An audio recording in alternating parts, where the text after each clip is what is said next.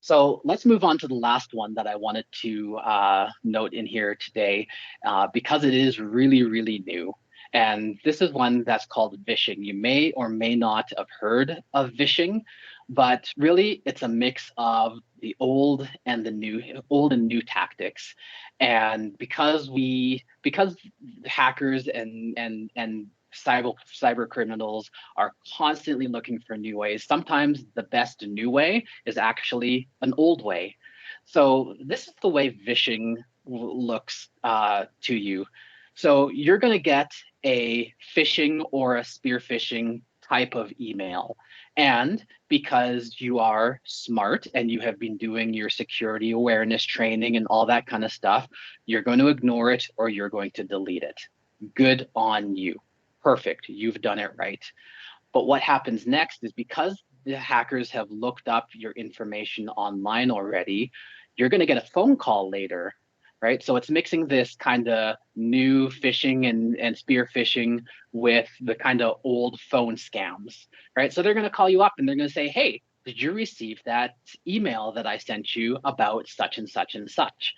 You're going to say, oh, yeah, but I thought it was phishing or a spam email. They're going to say, oh, yeah, no, we get that, but no, it's totally legit and we need you to do XYZ. They're going to use those social engineering tactics. Get, they're going to befriend you. Basically, they're going to get you to trust them because that's what this is all about. This social engineering is getting you to trust them enough to do whatever. They're going to ask you maybe to put some credentials into a certain website they're going to send you for whatever reason, or small things like that, right? You're going to do that, and that's where they've got you again. Once you've fallen for that, they've got your credentials, and they're going to use those credentials to again get into your system and do whatever else they want to do at that point. So it's kind of like those, in the 80s and 90s, we had those Nigerian prince scams.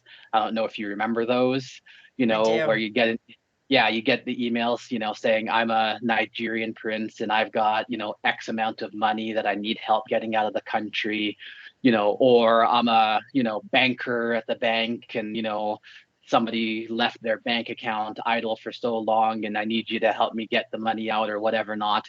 It's kind of like that, except for in this case, the currency that they're trying to get your username, your passwords, any sort of credentials that they can, so that they can then use that in order to get into your systems and move from there.